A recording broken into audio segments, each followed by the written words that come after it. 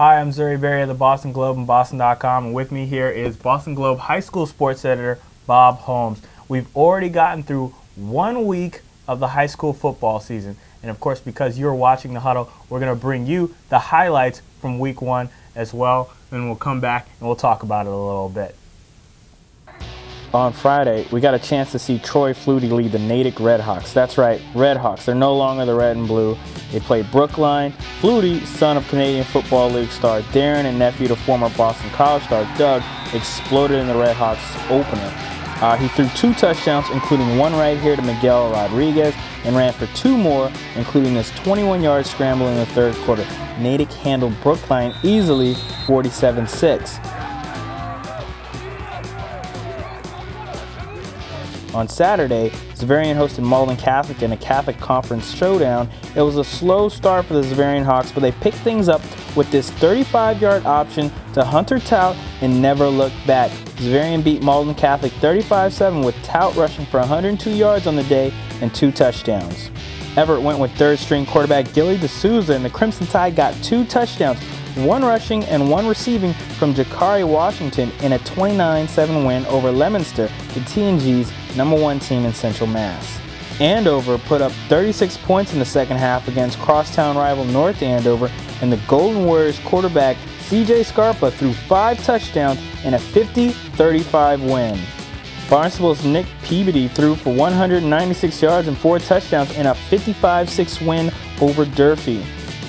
St. John's Prep gave Drake a thrashing, with Alex Moore and Jonathan Thomas each recording 2 touchdowns in a 49-6 win.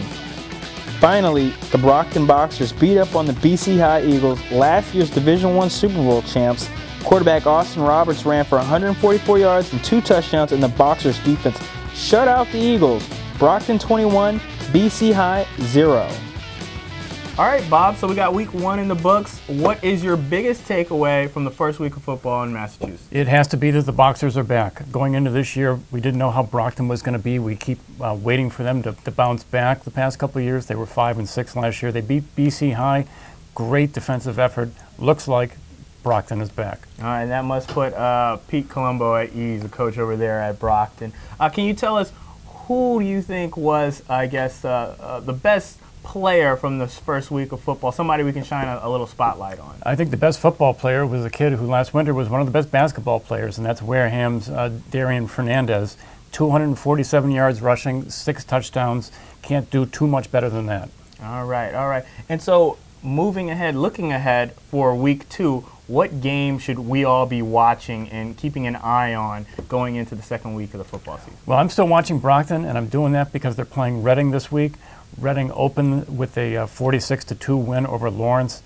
The game is at Reading. That should be a great game.